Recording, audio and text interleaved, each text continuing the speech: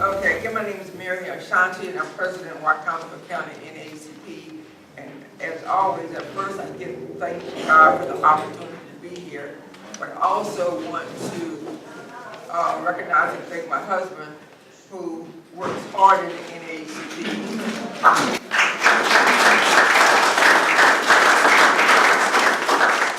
7 days a week.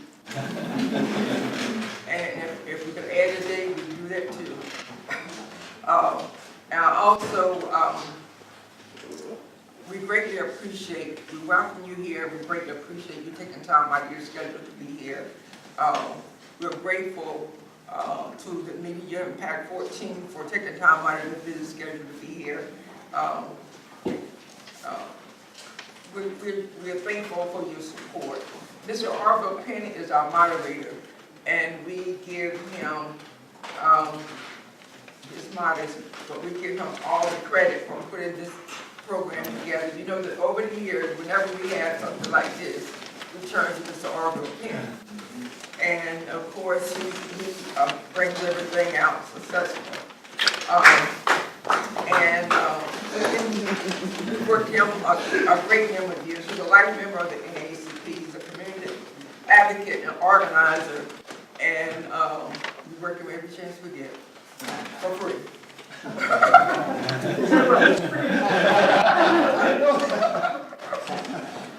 We have some readers here tonight from Delta Sigma Omega chapter of Alpha Kappa Alpha Incorporated, and I'm a member, and we're working them too. And in fact, we work everybody. That gives us a chance.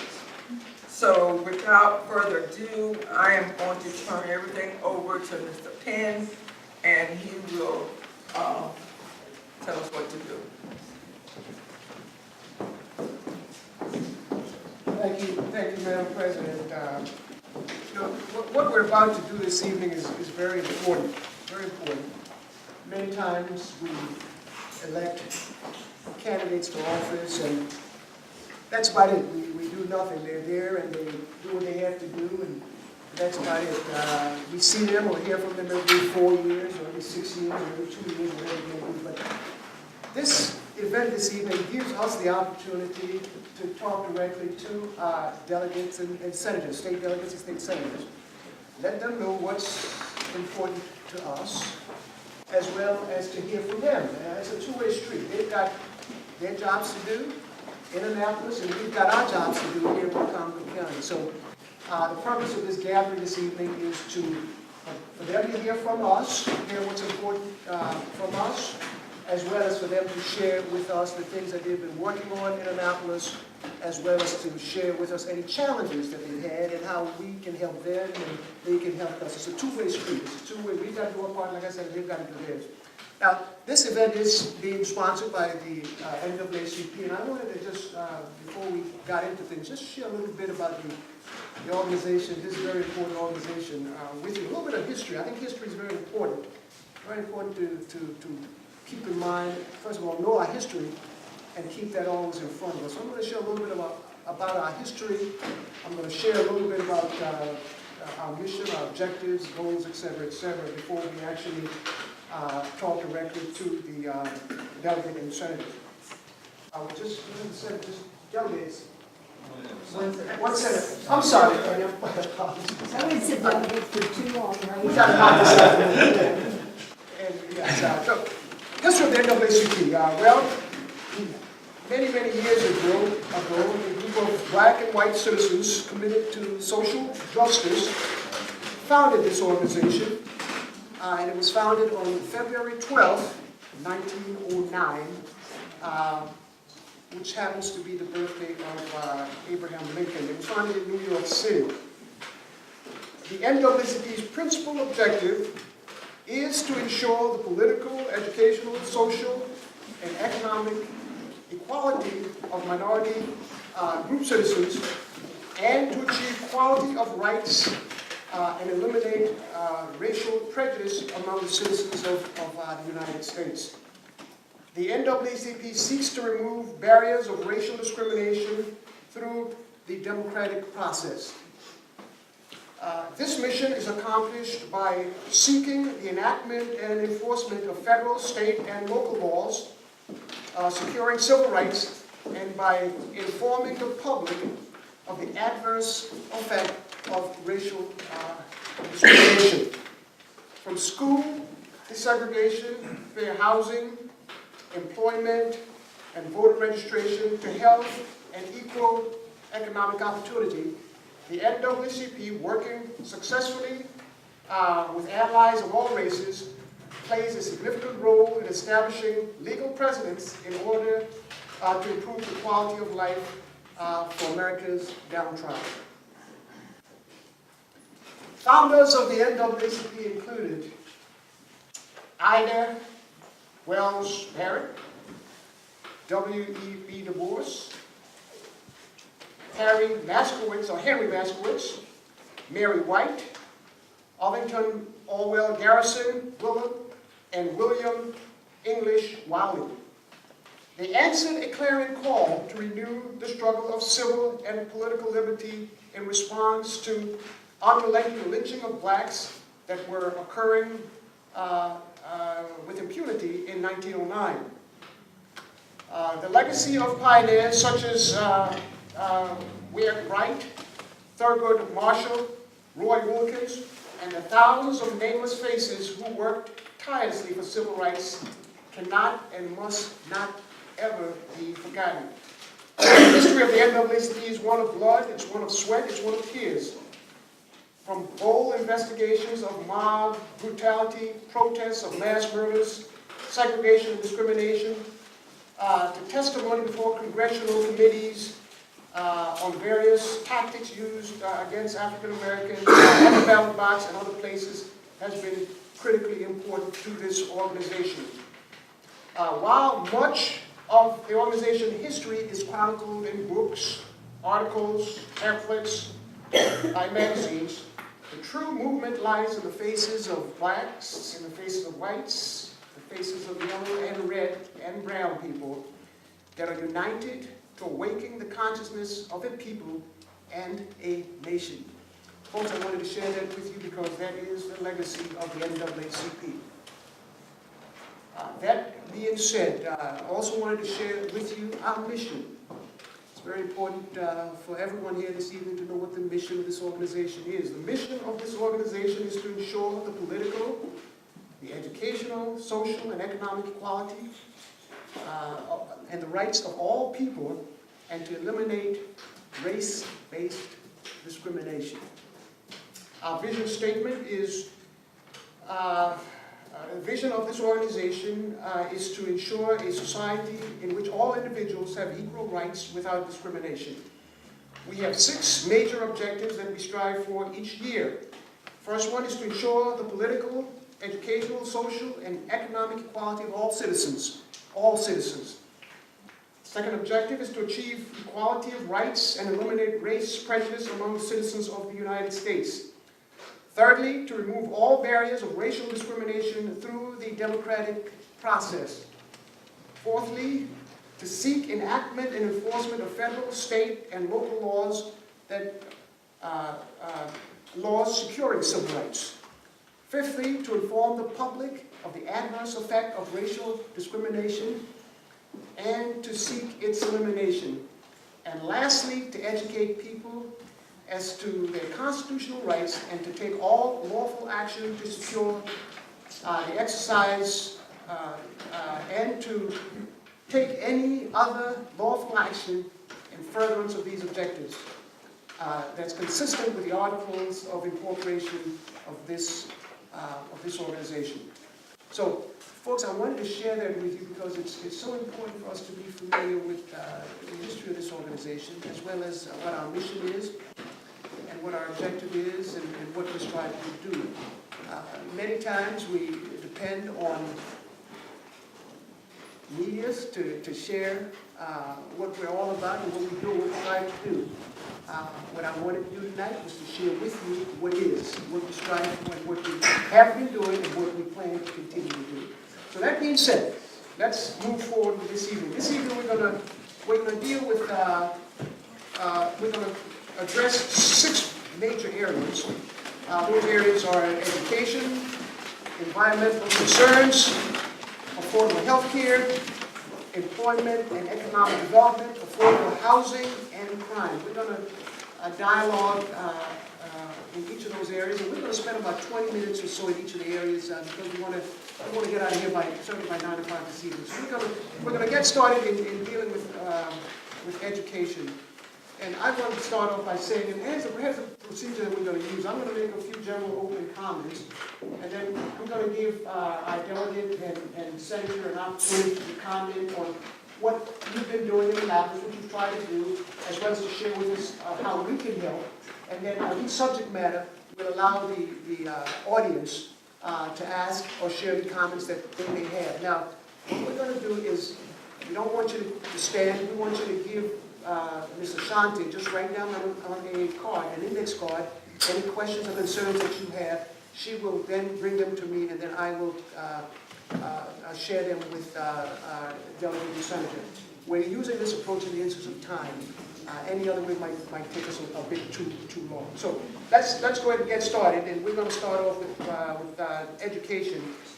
And you know, when we look at the statistics in our education system, we see that there's continued disparity, particularly with African Americans, Hispanic, and other minority groups. There's disparity in testing. There's disparity in testing. There's disparity in graduation rates. Disparity in high dropout amongst minority population.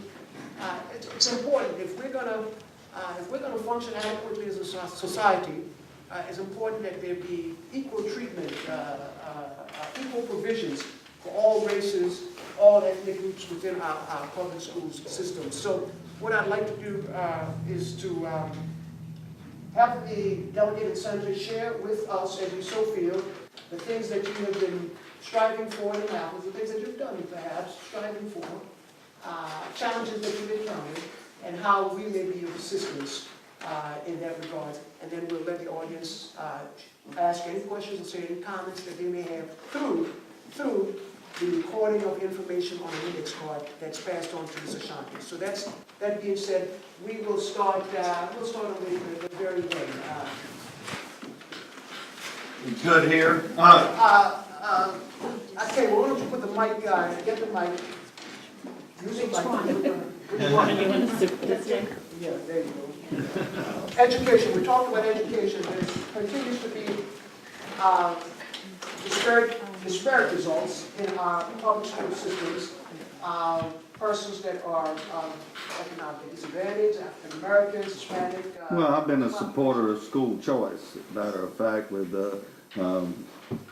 schools that people can move to and not be isolated because of the public school system having to be in their neighborhood. I don't think that's as important of an issue for our district here in Wicomico or Somerset and Worcester County that I represent, because we have adequate schools that share a responsibility to try to make every child achieve.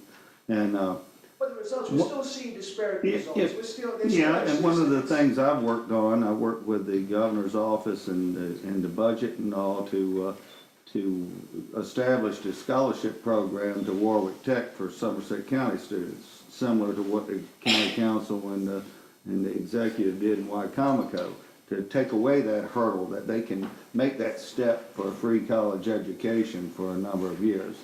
That helps. That's great. But before we even get there, if you're not prepared to go to college, then the funds that have been set aside to go to community colleges at no expense, it becomes pointless. Well, it's much as you said with this organization, we're a community and we're working for a common goal, and we have obligations. It's not the government's responsibility. I mean, we do have a responsibility to fund an adequate public education, and that's the objective of the General Assembly every year with the budget. And we put about $300 million in school construction programs, and we have projects that are going on that have been supported in a formula that we still have to watch. There's new ideas about how to prioritize where those funds go. And we have high urban areas that would like to cannibalize our school construction program, and we would have a difficult time ever replacing a school with any state support. Those are the issues that we have to face. Also, the Kerwin Commission, it's chose not to make a report this year till after the election year, and I think that's probably appropriate because it's going to be a challenging thing to do the per pupil spending for students throughout the school, 24 school districts in this state. Thank you very much, and it's a great privilege to be here. Thank you, Mary and Asmar, and all the organizers, and it's great to see so many here. Regarding education, I'm on the Budget and Tax Committees, so some of the education questions now come to me. All my years in the House of Delegates, they didn't come directly, but I work on the Oversight Committee for Children, Youth, and Families, and so we want to make sure that kids are ready to come to school to learn. So that's a priority. Healthcare, and we've been able to expand healthcare so that all our kids have access, and that includes substance use and mental health services as well. I think the latest discussion we had are twofold: how we increase the child care subsidies so that kids get cared for, closed homes, so moms can work and they are ready to come to school to learn. And then do we need to address the funding of preschool?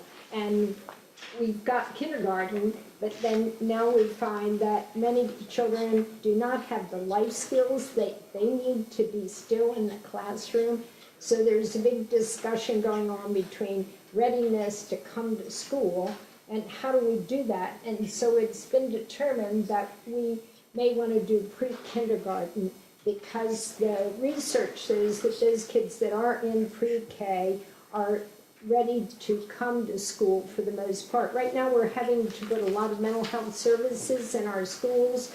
We've expanded school-based wellness clinics even here in Wicomico County. All is a very good thing.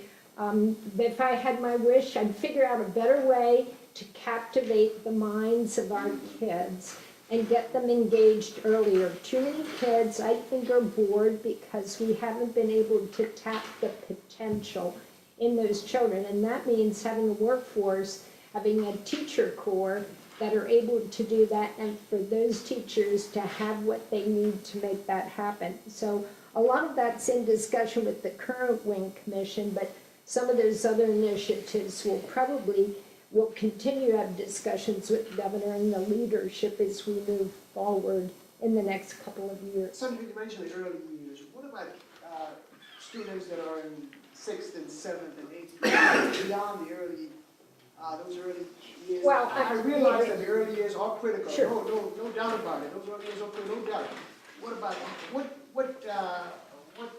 anything in the works right now for the? I think some of the best things we can do that I'm seeing for that age group, because I'm a firm believer that if you captivate the minds of our 6 to 10-year-olds, you may get them.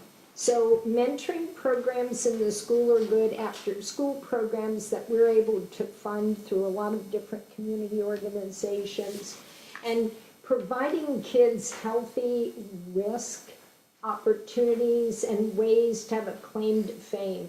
And I really believe that we could transform and get kids earlier into the workforce if we could reach them at those critical years. From my psych nursing background and developmental understanding, it's what a lot of us are doing in our families, but many families do not have those resources. So how do we assist those folks? The Boys and Girls Club, the reaching out of Boy Scouts. There are a lot of things that with churches, a lot of things we can do in our community, but it takes some of the funding that we have available through GOCAP, or other community funds, along with private groups, to be able to provide those resources and supplement our schools. Delegate Hughes, how do we, those that are in 6th, 7th, 8th grade, 5th grade, 4th grade, how do we impact positively that group of young people that are dropping out of school, that are testing poorly. And the one thing that's in common in those cases is the economic situation. You know, I mean, how do we, what things have been going on in Annapolis, in addition to what's already been said, or what do we need to do? Sure. Go ahead. Okay, good evening first. Delegate Sheree Sample Hughes, and very thankful to be here this evening. And certainly great to talk about education, because I think it certainly is the foundation of who we all are, that it has shaped us and molded us into whom we are. So to that end, one thing I will continuously highlight is because I believe some of the disparities reside right here in our district. And I think that we can look to the fact that it is progressing in the sense where we can drive by West Salisbury Elementary School, brick getting up, and persons out there preparing the schoolhouse to be available for students. There's a huge disparity in the fact that they weren't available or weren't accessing technology the way they should in that environment. And so we fought the good fight here in Wicomico County and all the way at the State House to ensure that the funding came down to make sure West Salisbury is coming to fruition. So that's something you're going to constantly hear me talk about, because it's been a fight for way before I ever, got in the political realm. So to that end, that is one thing I think we have to make sure we keep in our mindset while we are making sure that the children are looking at people that look like them, because I believe that helps a whole lot. When you have a young male, they want to see a teacher that's a male, so they can relate and they can have that ability to flourish in that type of environment. So to that end, it's important to support the school system as they go out and recruit individuals to work in the school system, so we can have a school system, teachers, professionals that look like our communities. And our young people need to see that. The other thing that we worked on this legislative session was passing a bill on bullying. That is one in particular I think is extremely important. Unfortunately, too many young people are exposed and having to deal with bullying on a daily basis. This bill in particular requires, or would require, if the school system adopts it, the ability for people to use their cell phone to anonymously say, hey, I'm getting bullied and this is what's going on. And that is what we really need to make sure happens. We need to make sure we pass the bill, but we got to make sure it's implemented in our communities, because young children are dying. Young children are scared to speak up, mine in particular, and it's scary. It's really scary. So that is a disparity of it in and of itself, that some kids are bullied because of their lack of income, so to speak. And so those types of things are concerning. That's something that we need to address. And the last thing, I would just highlight a bill that we passed that the governor did not sign, but it was a bill that allowed first generation children to be identified in the school system. I think it started when they were like in 4th or 5th grade, if they wanted to go to college. Thinking about it at that time, at that age bracket, but helping or making sure that funds were set aside on an annual basis to help them when it is time for them to go to college. So it was like starting at that elementary school level and carrying it through middle school, carrying it through high school, and making sure they walked into the college doors. Those are the type of things we've been doing in Annapolis. Those are the things I support and will continue to support. So prayerfully one day we'll get the budget, the allocation that should go with that legislation.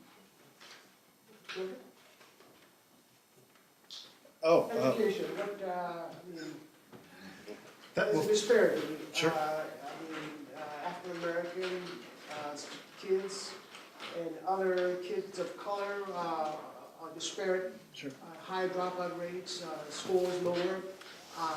The question was, what's happening, what have you been working on in Annapolis to try to eradicate those disparate outcomes that I just referenced, as well as what are you looking forward in doing as we move forward that will help to greater equity that we're talking about to exist. No, well, first off, thanks for letting me stop by. Sorry for being late. We went from Del Mar to Annapolis to Washington D.C. to Fruitland to here today, and so it's been a whirlwind day. But I'm thankful that you guys let me come hang out for a little while. It starts with facilities. I'll echo my colleague, my seatmate on the House floor. You know, I mean, you have to have the right environment, you know,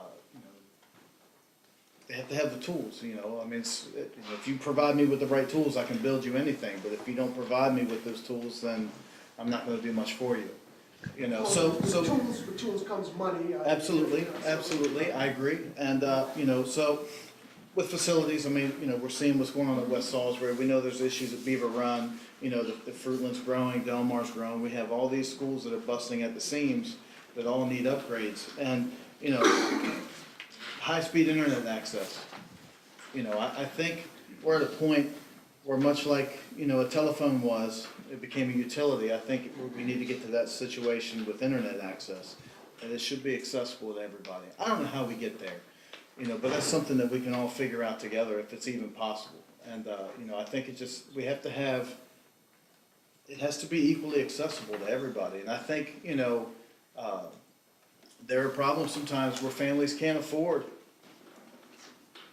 the download speeds you need to be able to do the work that needs to be done. And so I don't know how to go about fixing that, but I'm willing to listen and work with anybody up here. I know that Delegate Maltz has taken on that as well, for having a readily internet access for everybody. And, you know, it kind of, you have to find a way to involve the family. You know, whatever that family makeup is, we have to embrace it and just bring it into the fold. And, you know, I was a pretty bad kid in school, you know, but I had a good home life, but I was a bad kid in school because I don't know, I just couldn't get it. And so, you know, the thing is, you know, you have that with kids now, and we understand those sorts of things now where they didn't, you know, 20 years ago, you know, with me per se, but I think, you know, we just have to do a better job of having stuff before school and after school. You know, of course, all these things takes money. Everything takes money. So we're getting more monies to do these kinds of So absolutely, anything that helps Wicomico County, and there's an issue in the caucus that I'm a part of where they seem to be against mandated spending increases, but if there's an increase that's for education in Wicomico County, I believe I voted for every bill that was supported increasing funds for our county, and I just think that's the utmost importance. Yeah, but we've also got to make sure that those funds are hitting at least the. You're absolutely right, and that's where That's you know, local control comes into play, and now we have the ability. So you're right, Right. there's legislation that says these, where there's greatest challenges, that's where the resources. You're absolutely right. You know, and then it starts with our friends on the county council, our friends on the school board. Do we all agree to We that? have Yeah. I mean, we agree to that, where the greatest challenges are, that's where the bulk of the resources Right. should go? Well, yeah, of course, absolutely. Oh, okay. But, you know, like I said, you know, for us up here, I mean, we don't get to make those choices. We just vote for a certain allotment of funds, and then it's the local government that decides how that money's dispersed. But it starts where? So, Starts where? well, actually, it starts at the federal level. Yeah, and then it rolls its way down. You know, the federal level, they disperse money to the states disperse that money to the counties, and then the county is actually where it goes into the individual schools or areas of need. So, you know. Keep in mind what the issues are, what the challenges Sure. are. It's about having the Absolutely. resources and those resources being equally distributed. I agree, 100%. And particularly help those that are the least of these, who are Sure. struggling the greatest. And many times, families are working. Many times, Right. families have to work 2 or 3 jobs. You're absolutely right. Right, it's Yeah. difficult. So we've got to always keep that in mind, that it's about having the resources to provide those services to families that will have an impact Sure. on the kids while they're in school. Oh, you're absolutely right. And just. I'll hold on. Just, Okay.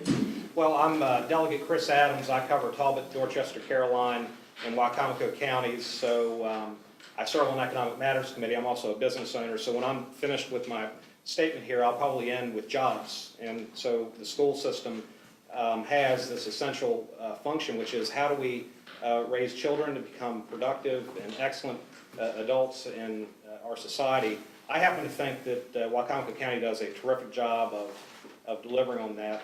I should tell you that my wife's a public school teacher here in Wicomico County. 3 children have gone through public school, currently are at Mardella Middle and High School, and so I've seen firsthand what it takes for a dad and a mom to be there for the kids, to help give them every opportunity. It starts at home in a lot of cases. And I suppose here's the first point I would make to you, is that not every family has that benefit of having moms and dads that are there for them every day. And Wicomico County has Birth to 5 programs, so I think it's very important when we talk about funding, when we talk about priorities, that it has to start at a very young age. And Wicomico County does a great job with that. I attend LICC meetings. Patricia Atkins, who runs that program, I attend those meetings to understand better what our county's doing and a lot of the struggles that we have as a county getting money to the children before they come into kindergarten.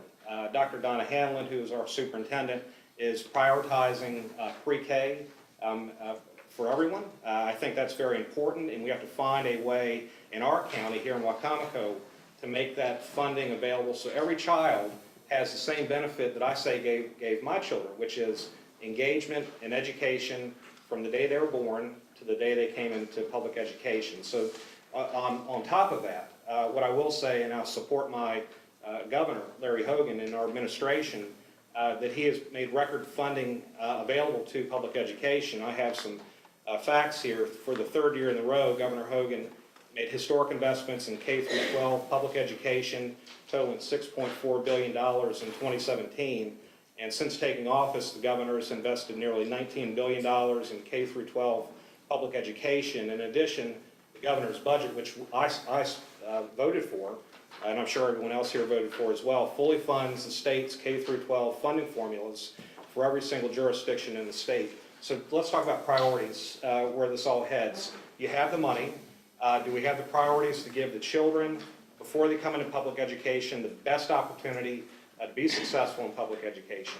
And then finally, by the time they graduate high school, have we not given up on these kids? Have we helped them get through education so when they come to work for me, they've got the right attitude about working for the boss, doing what's needed, show up to work on time. These are basics, but I think it's a very important part about what we're trying to achieve in our public education system. And the ultimate goal here is to provide college and career-ready students, and my position is I would support that in every way possible. And I think in a lot of ways, the governor's administration has done that and has support in a bipartisan way in Annapolis. Thank you, Rob. My name is Johnny Mounts. I'm a co-delegate with Delegate Adams for District 37B, for Talbot, Caroline, Dorchester, and Wicomico counties. I'm sorry for being late. I did not put the miles on the road that Delegate Anderton did, but I still was on. I've been on the run today, and I've been fighting the flu, so excuse my voice. And it's great to be with Wicomico County and NAACP. We usually have this meeting, and it's the cameras and the microphones made me nervous. I said, I've gone to the wrong room. Because we'll sit down and talk about different things. And I'm happy the cameras and the microphones are here. I'm happy to talk in front of them. But I didn't realize we were going to have this format. I would have been more properly attired with a tie and more ready for the occasion. Disparity is not something that's just come upon us. You know, disparity is an issue that has existed for years, and it's been evolving and it's changing. I think the most important thing regarding disparity is that we identify it and recognize it. If you don't identify it and you don't recognize it, then you really can't address it. In the legislature, the senator and our delegates, they've all talked about all the different bills. We've all voted for the bills. And to me, we're taking an approach, disparity's been identified, it's been addressed, but the ways that we're addressing it, I think, are improving and evolving. And I think the key is to embrace those new ideas and to me, and to explain them. I'm going to steal the words from Senator Eckert. It's the development of what we call these wraparound programs. You have the pre-K, the after-K. We're looking to see how all of our children are prepared when they come to school. What are their home lives like? What is their health care like? I think all these programs are critical to closing the disparity gaps. funding's, we support funding. I'm not a fan of the state's education funding formula. I don't think that we get our fair share out of the funding formula for education. The schools on the systems on the shore do a great job with the money that they receive educating their children. Now,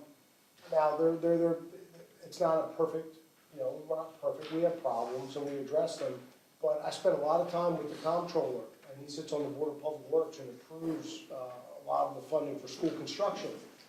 I've never been with this comptroller to visit a school on the Eastern Shore where he said we weren't doing a good job.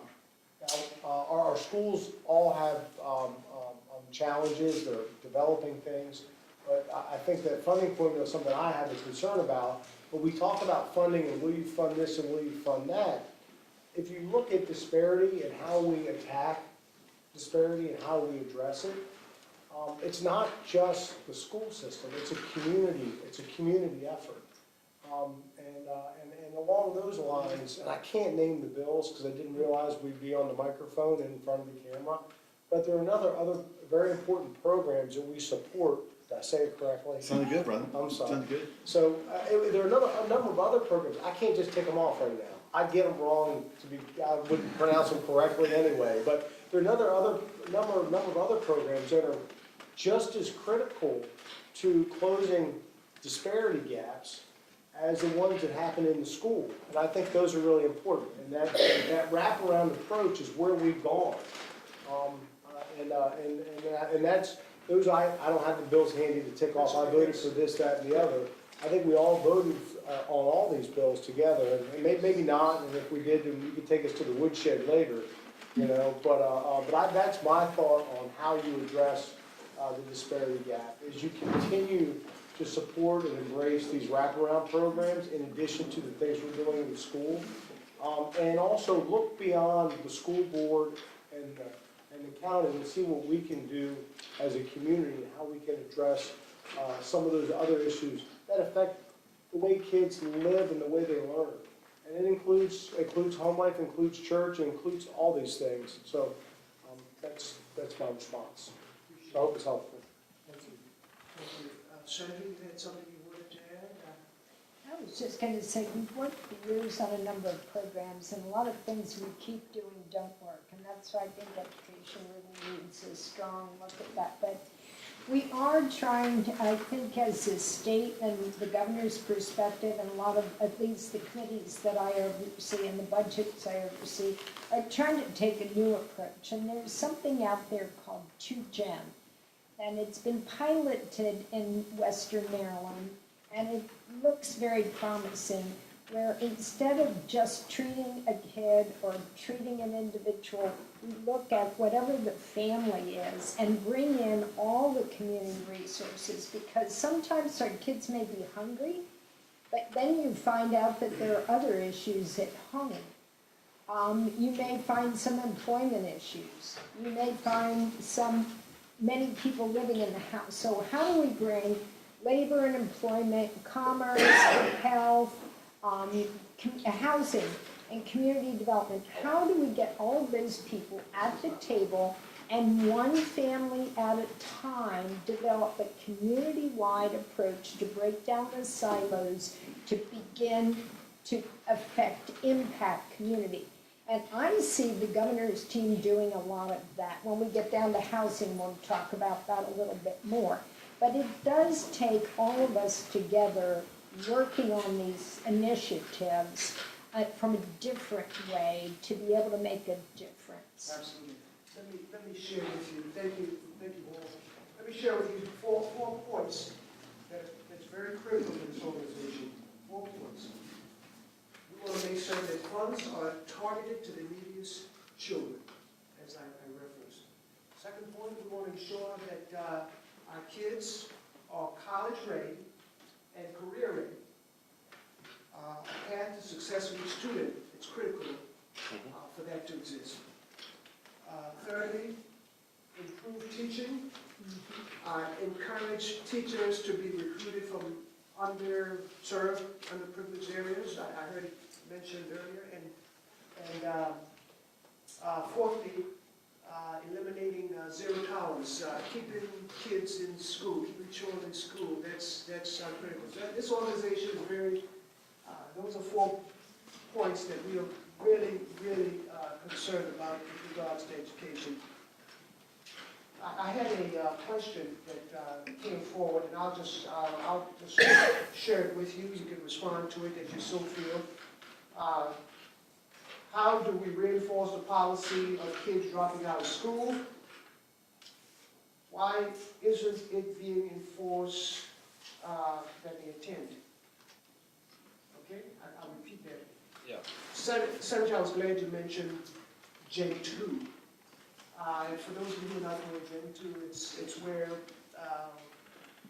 agencies throughout the state are working with second-generation families, so they call it Gen 2 for short.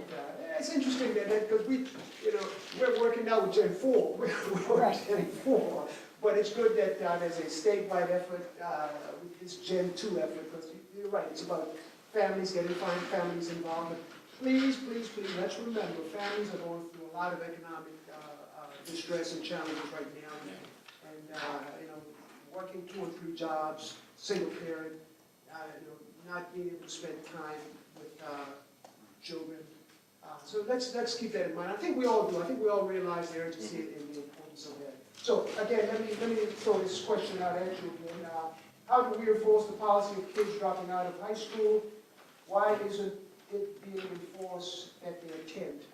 Anyone can, whoever wants to jump on that, feel free to. I'll just take 30 seconds and say to you that each child is motivated in a unique way, and I think it's the school's system's job and opportunity to find what motivates each child. I would say to you that career technology training is very important to do that at a young age, maybe younger than we might imagine in the past. Wicomico County, again, does a great job with their CTE program.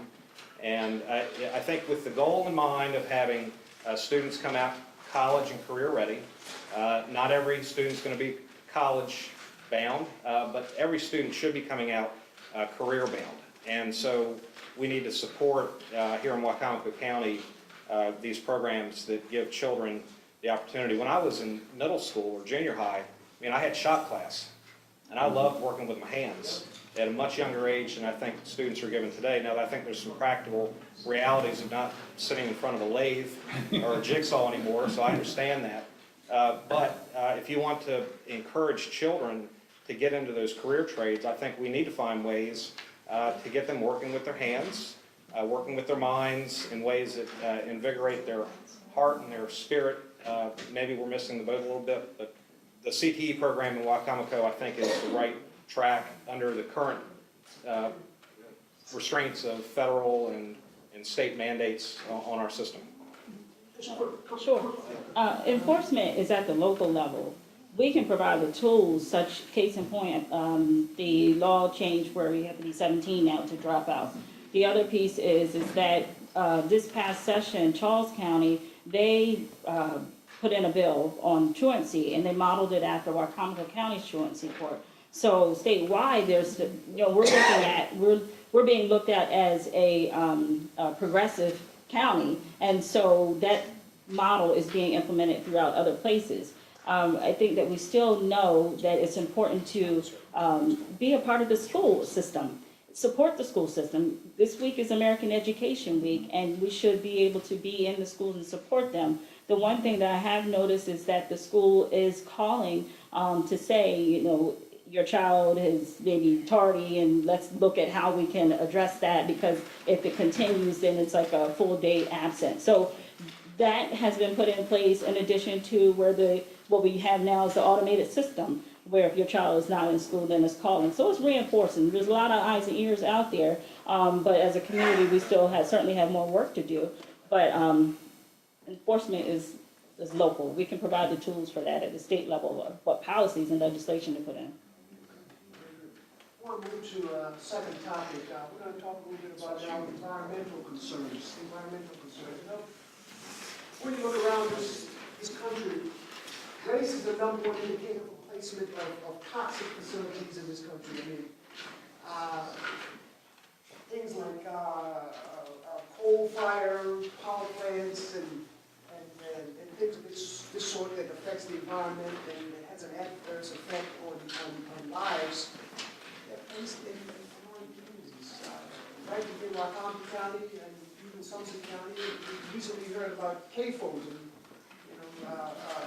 poultry industry building houses in economically, not depressed, but economically, where the majority of economically disadvantaged people lives, which has an adverse effect on health and adverse effect on the value of property, et cetera, et cetera. Now, we've got a concern about that, and the NAACP feels that this needs to be addressed, and the way we feel it needs to be addressed is refraining from placing environmentally unsafe facilities in communities of color and low-income communities. That's where we stand on this issue of environmental concerns. I'll open up the floor. I won't go down the line this time. I'll just open the floor. I mentioned the CAFO. Everybody's familiar with that. Will you share with us your feedback, concerns, your thoughts? Will you support our efforts in increasing the assurance that these toxic facilities are not placed in areas that are underprivileged, economically disadvantaged, so to speak? I'll just open it up. And what was I can start if you want. You asked us, what are we working on in relation to this? So, I did a bill. I did some bills regarding lead paint and housing, and I wound up being assigned to the Maryland Environmental Trust. Now, the Maryland Environmental Trust is an organization within DNR that solicits voluntary donations of easements of property to be conserved and to be preserved. And I think recently we were able to acquire a piece of land over on the west side. I think it's over one of the aquifers, to put that in an easement. Now, in order to balance out that green space and be able to designate those easements, it means then other kinds of activity cannot occur on those properties. And I think that's at least that's my contribution on that one. The other thing that we've been working on is that there's a lot of phosphorus and nitrogen that goes into the bay via our wastewater treatment plants because our small communities do not have access to the resources like our larger communities do.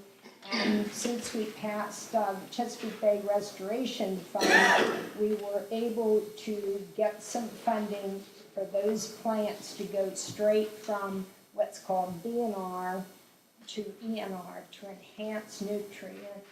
I lost my word a minute. But anyway, it's cheaper for those counties to do that, and we're accessing those money.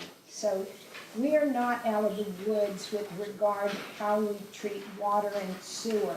And to me, those issues are very basic and critical, and I will continue to work on those. And then with regard to the designation of more green space that can only be designated for green space, or farms that are donated that can only be used for certain purposes.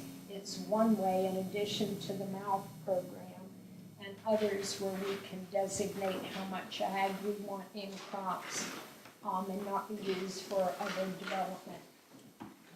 I've got a question here. Anybody else want to just? Yeah, I'll add, you mentioned the CAFOs, and that's an important thing because it's state and federal policies that created these farms with multiple housing units and all to make them, to allow them to comply with the environmental rules and regulations, be it stormwater or the CAFO regulations that probably went a little too far in some respects. I went to school across not 50 feet from probably a CAFO that you would consider back in the day. And that had all the dust blowing into the school system and all that. And I lived on a poultry farm, and I'm a poultry grower. And I find it difficult that I haven't seen real evidence that shows the environmental degradation that these CAFOs have. In fact, the stormwater and the size of them has been, designated now, requires no discharge, and it's there. I think it's public policy that created these larger ponds. I'll just briefly add on, I'll add on to Delgado's point. One second. Yeah, sure. You said you've seen no evidence that CAFOs had adverse effects? I see no credible No evidence. credible evidence? And let me, Yeah, let me add on. That's okay. because, I've always been an advocate of zoning in the county, local zoning. We fought state zoning. They wanted to, everybody and, some other larger jurisdictions wanted to tell us how to treat our properties and things like that. And I'm an advocate for that. And we have an industry that employs a lot of people in this state and is important for a lot of livelihoods. And certainly, we can't keep them from replacing the units. I mean, that we have to have some. If there's anyone in the audience who has credible evidence of the adverse effects of CAFOs, just give it to me, and I'll see if the delegate gets it, okay? If you've got, you say he has not seen any credible evidence that CAFOs have an adverse effect on communities. Did I say that correctly? If you have credible evidence, get it to me, I'll give you my email address and so forth, and I will see to it that the delegate gets that information, all the delegates if you'd like to have it. Is that okay? Sir, is that okay? I've got a question here I'd like to, I'm sorry, delegate, you started. Well, I'll be very quick. I mean, CAFOs, that stand for Concentrated Animal Feeding Operations, and so this concept doesn't relate just to poultry, it also relates to cattle and the pig industry. So just for a minute, if you're in North Carolina, think about this. Pigs outside, maybe down in Texas, cattle outside. I mean, they're animals that are outside, and so that same law, if you can think about what happens when cattle are outside for a long period of time, I mean, there's going to be waste. And so they're taking what is an animal, the size of the animal or the number of animals, and saying we're going to create laws that affect stormwater management. Now, the problem with the poultry industry, as it relates to the CAFO, is that yes, there are a lot of birds, okay? But when you take the same standard for the pigs, for the cattle, and apply it to poultry, it's wrong. Because the poultry industry uses chicken houses. And so in Levin to Shield Road, we're building 6 or 8, poultry houses right now. And I need to say to you, the water runoff there is not runoff from manure and from urine, from cattle or pigs. It's basically runoff from the top of the building. And so these are different standards that we're working from. The idea that the CAFOs for North Carolina and Texas should have the same application based on the pounds of animal that we're producing in a standard poultry house is not the same thing.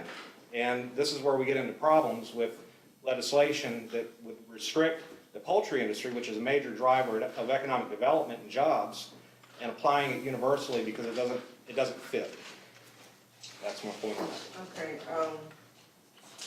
Tati, will you support the Community Healthy Air Act, which is a common sense, piece of legislation that requires the Maryland Department of the Environment to monitor air emissions from poultry operations. So communities know what is in the air they breathe. Anyone can take that? We'd like to hear from each of you. I would want to know what we're monitoring, why we're monitoring, who's gonna pay for it, and what data are we gonna get when we're done. Right now, the air quality monitoring system in the state with Maryland Department of Environment is measuring the call from emissions coming from Ohio and other areas with the coal-fired generators for the most part. I mean, that's what, But there's no. it's not a apples to apples thing. I mean, and there is research that has been done of what emissions are coming out of poultry houses. Okay. Do we have ammonia? Yes. I mean, there's dust.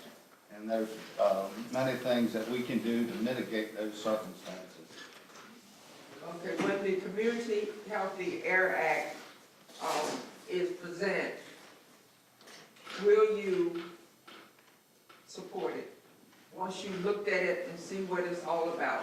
It's not about putting limits on any factory or any the poultry industry or whatever. In fact, I talked to one of the poultry industry people, one of the giants in the industry, and I was told that having a bill that, or having monitoring of air, the air that we breathe, that would give us data, would not harm the poultry industry at all. So we're asking you to keep an open mind. We're asking you to look at the Community Air Act, and we're asking you to either vote it up or down, but it does need to be addressed. It was not addressed in the General Assembly last year because we could not get a co-sponsor to it, so they did not make it out of committee.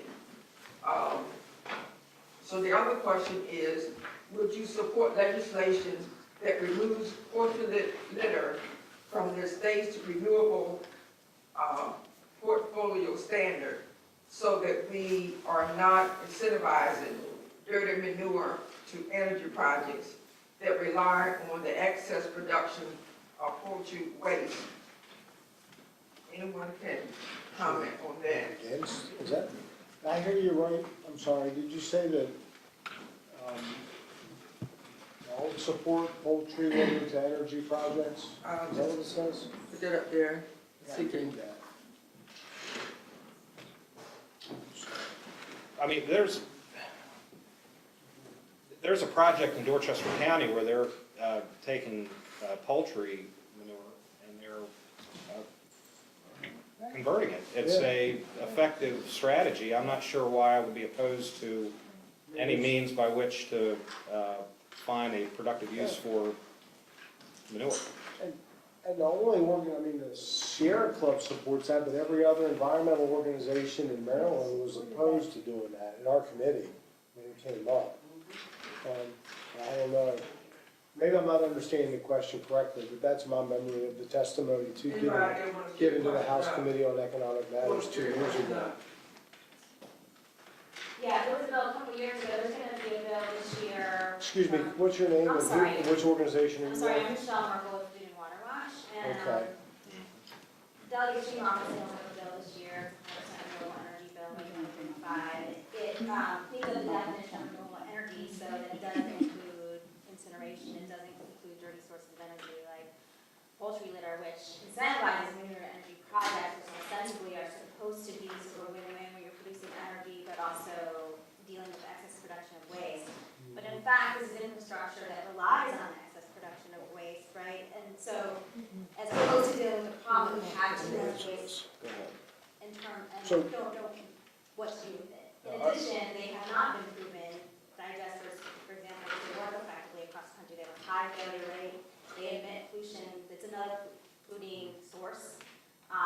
The digestate concentrates the pollution and makes the phosphorus and other pollution of concern more bioavailable or, available to waterways. So I think the concern is these renewable energy facilities will concentrate CAFOs in counties like Wicomico and Somerset that have arguably too many to begin with. Okay. And Well, so this bill would help to disincentivize this. okay, I appreciate that, and just so, we remember from that hearing, at the end of the hearing, we had a hearing that lasted an entire afternoon, but the last person to testify was Hugh Grundon, the CEO for Easton Utilities. And the town of Easton has spent $5 million on a power generation generator. The town of Easton, Talbot County, they can run, I think they can exist for 10 months with no outside energy because they can produce their own energy. And part of that was developing that methane energy project based off of the existing renewable portfolio standard credentials. So if we were to change that, we would be taking away all that investment that town had put into that project. So I'd have a big concern with automatically embracing that idea. And then after the hearing, there's a number of projects that have already been put in place. We've invested millions of state dollars into these projects, and that would basically bankrupt them, I believe. Well, the students are not economically viable without a lot of taxpayer support, but there's, I think, a reasonable question you raised about whether taxpayer money should be used to build polluting facilities that, on top, in areas where we already have. I just want to explain my thought process. I'm not going to debate. I didn't hear the testimony you were referring to, I don't know what kind of technology that is, if it's an incinerator or digester, but I have information I'll provide to the committee about anaerobic digestion and incineration of poultry that are specifically, that addresses a lot of the concerns that, have been experienced by communities that have these types of, I'll just be for. I disagree with this. I wouldn't support it. So just quick feedback before Senator Eckhart takes a comment on this. Oh, sure. You said at the beginning that you were asking for 100% renewable energy. By what date? 135. Okay. I don't believe that is economically feasible. Yeah, we can share details about the bill and the sort of plan to get there. There's a lot of components to the bill, we'd be happy to share that. Well, the only way to make that, the plan is to basically crush economic development, people's ability to use energy. You can't, 2035 is not that far away. I'm pushing back simply to say to you that we've heard these bills in the past. They're great point makers, I suppose, but they don't pass the legislature. These aren't. What we'll do here is that any information that you want to share with them, if you send everything to Mr. Penn or whatever, he will get the information to this delegation. I just want to throw these things out for you to think about, because part of this dialogue we're having is that not only you sharing information with us, but we're sharing information with you for you to go back and think about and know what's important for us. And one of the things are that folks are talking about, they have concern about. One person said we are talking about public health, not manure and runoff. So we want you to keep that in mind, that your constituency is concerned about that. The other, I want you to keep in mind, and this, I'm going to turn it back over to Mr. Penn. It says, how are we engaging communities affected by concentrated animal feeding operations, CAFO's expansion on the eastern shore? Now, that's something for you to think about, because in Somerset County, and Somerset County have more than Wicomico County, from my understanding, or at least it's concentrated where folks live. In Wicomico County, they're the largest one that's been proposed and approved is in a community where it's 80% African black people. That's where the largest one is going to be. And so, somewhere along the line, people that are disadvantaged and whatever, they need to be protected. So there needs to be laws wherein, and this is why we ask for the lease in this Community Health and Air Act for the whole state of Maryland. We're not targeting any particular industry. I know folks think that we are, and whatever, but the NAACP would not do anything that would harm the poultry industry or any other industry and whatever. But we want you to keep in mind about the people that live in that community. If we don't have the Community Health and Air Act and somebody monitoring what we breathe, then according to health departments and all that, is they don't have data, they don't have money for data. But I'm with the understanding that the Community Health and Air Act will take care of that. So we'll send you information on that. We'll make sure that, okay, so keep that in mind. Are there counties or states that apply best practices that we can follow? And I guess a reference to that. Anybody want to answer that? I think Maryland's been a leader in this arena. Maryland is the leader and is setting the stage.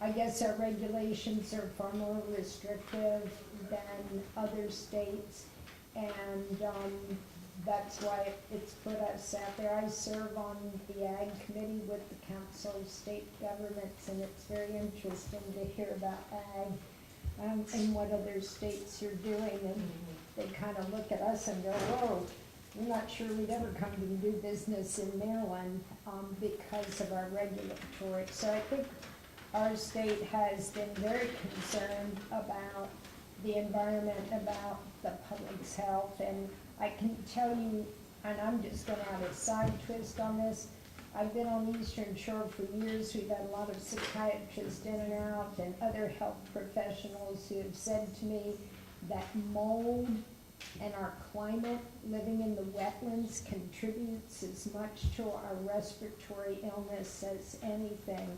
And that has inherent issues with it, and we're trying to bring in more and more biotech companies to be able to develop the resources, to look at the DNA and the interferon, to be able to get a better handle on things like rabies and Lyme's disease and MS and other related illnesses that are very high here on the Eastern Shore. I'm just gonna throw out some more just for you to think about, but I'm turning it back over to Mr.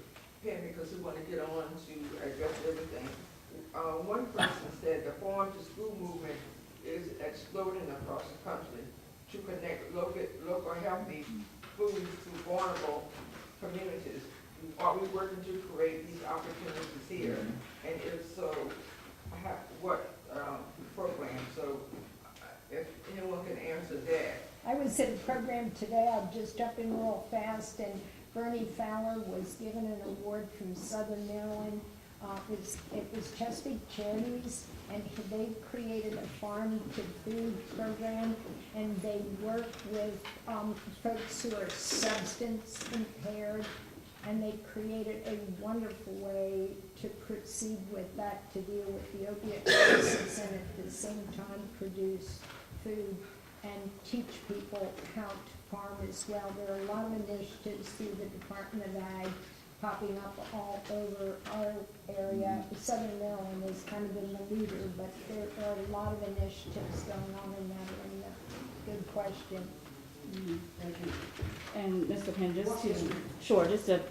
I don't think what was said was that Senate bill was Senate Bill 773, and it was the Clean Air Act. The bill did not, I wouldn't say it didn't get passed because it didn't have a co-sponsor. Some bills are passed without co-sponsors in the other chamber. What the concern was that it didn't get out of the subcommittee. You have to have the support of the members of the subcommittee to move the bill, and whether it's in the House or if it's in the Senate. And that being said, it's been almost a year since we've been, or less than a year, we've been out of session. We have to know the process and understand the process. No one legislator can change a state law. So therefore, our colleagues from the Western Shore are gonna look to us on the Eastern Shore to say, hey, how's this gonna affect you? And they're gonna give local courtesy. And so we have to get our ducks in order here locally, and ensure that we have the county council on board, the county executive. They're gonna ask those questions and let those testimonies occur in order for something to move through the passage to get to the floor for a vote. So this bill on the House side would be in the environmental matters. I don't serve on that committee, but we do have Eastern Shore representatives that serve on there. But we have to collectively talk to the environmentalists, talk to citizens. Citizens have been engaged. They went over to a workshop at Wesley Temple, I believe, on a Saturday to figure out how to monitor their air. And I may have appeared to be very quiet on this issue because I've been working on this issue in Annapolis and in the community. The point is that one person is not going to move legislation. We have to collectively move something and ensure that we aren't being detrimental to an industry that is very much thriving in our state. But we also have to ensure that the quality of health is of the utmost importance. So to that end, this is a conversation, this is movement that everybody has to be on board to get movement. Otherwise, nothing's gonna happen. I could co-sponsor it all day, or any one of us up here, but if we don't have the input and the understanding from our colleagues, nothing's gonna move forward. Well, we'll move on now to healthcare. House Bill 001, the Healthy Working Families Act. I don't know if is that in law yet? Has that passed? Or is It is not in law yet, no. But it's a good thing. Let me tell you what it is. The ability to earn paid sick leave days for personal and family reasons, regardless of the amount of hours the individual works. What do you think? Yeah. I think that's a good thing. Why we wanna know how they voted. Yeah, it's a good thing. Votes. I mean, It's- Delegate Matz can start. No, I voted against HB 1, and I'll vote to sustain Governor Hogan's veto, primarily because the way the bill's put together, it's based off of a provision not designed for application to all Maryland businesses. Now, what's been put together may work for a couple of large businesses, but the way the bill is drafted and put into law, the way it would impact all businesses, to me, it would have a negative impact on the people it's supposed to be out there. It would make it harder, it would change the benefits that are currently available to many employees. You know, the government, we do things, there's ways to drive conduct, and we're trying to drive conduct. The strongest asset a business has is its workforce. It needs a healthy workforce, a smart workforce, and an energetic workforce. This bill cuts right into that relationship between the employer and the employee.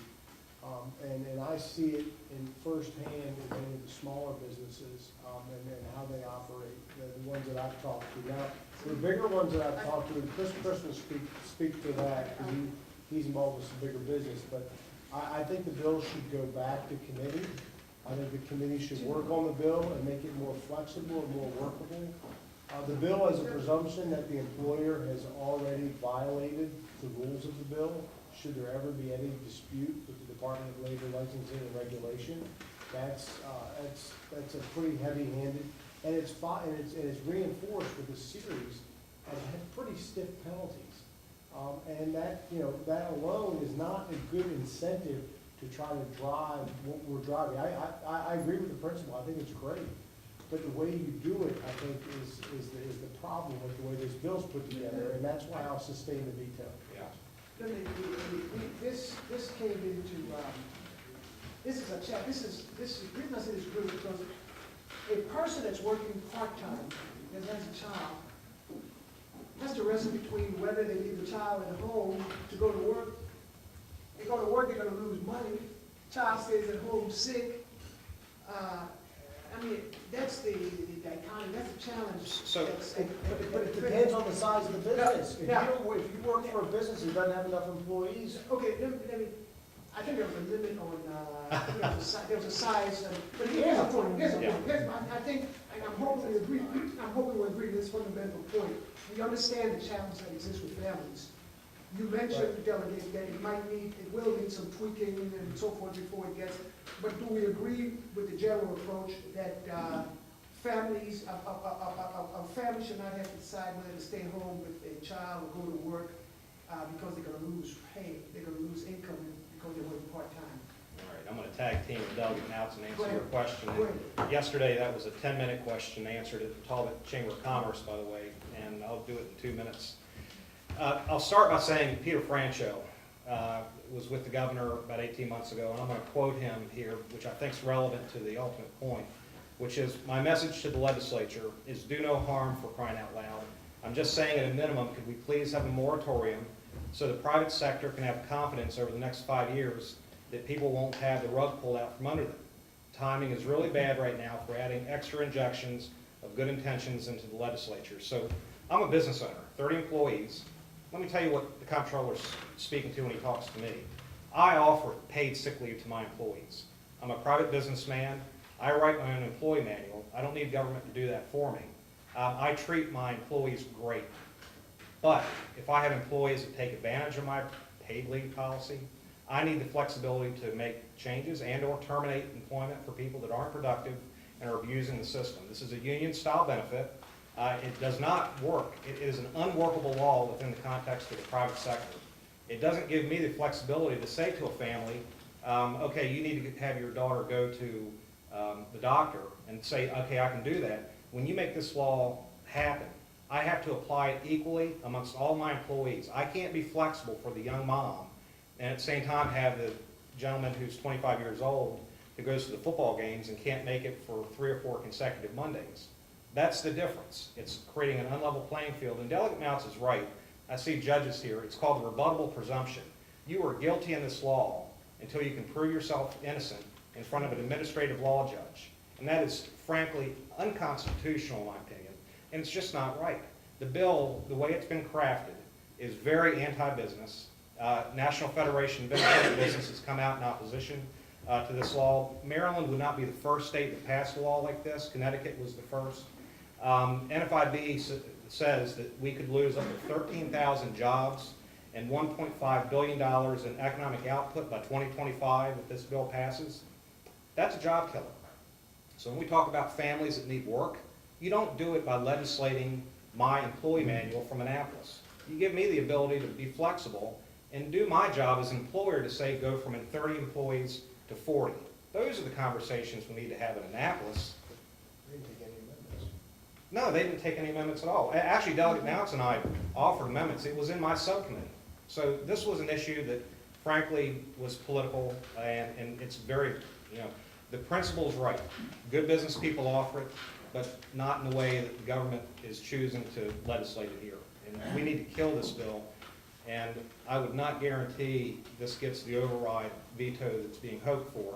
There's a 1-vote margin in the Senate that has to be held, and I'm concerned that we've got an Eastern Shore senator that needs to stand up for the business community, for the jobs that could be lost if this bill passes, and it's a very important election year, and I think that we need to really on the Eastern Shore double down, support the business community. The only way to do that is to push back on this bill and kill it.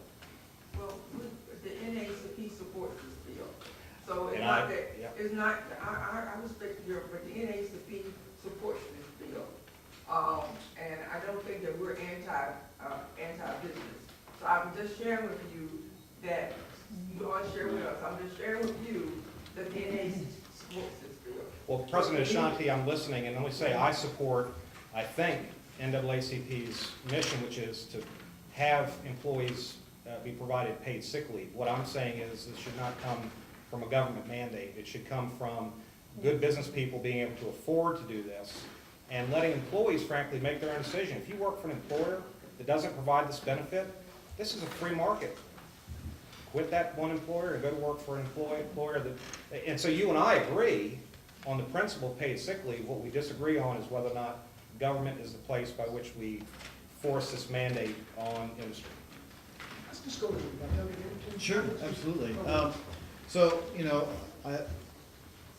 This was interesting to me because I was looking at the threshold for businesses under 14 employees that were totally left out of the bill altogether.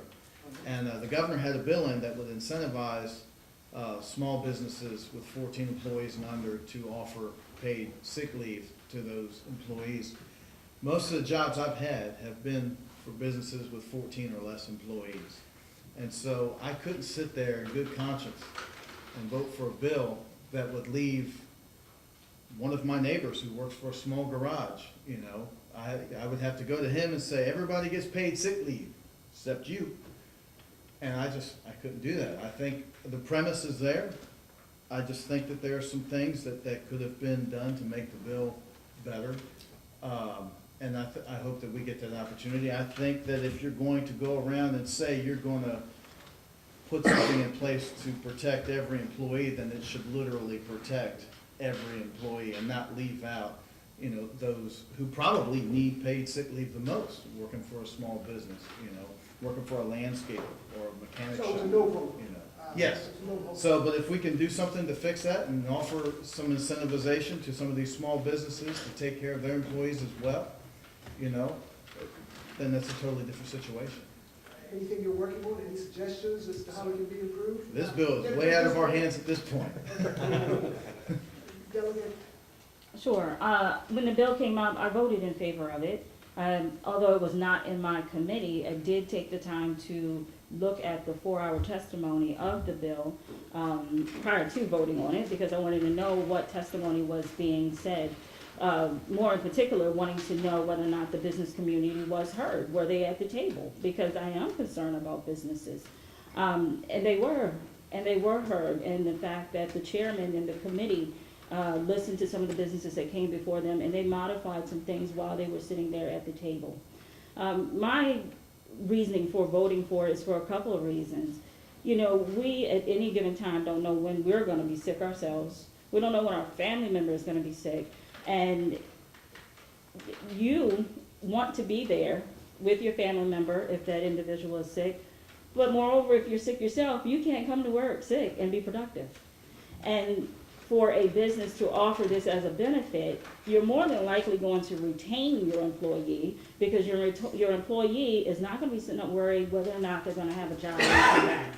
And having that peace of mind is enough to keep somebody at that particular business. It's very expensive to retrain people every week or whatever the case may be. So we got to look at it from an economic perspective as well, that while some businesses are saying they're going to be impacted, but what costs are you looking at where you have to continue to retrain and rehire, and after a while that's loses your continuity of the flow of your good business.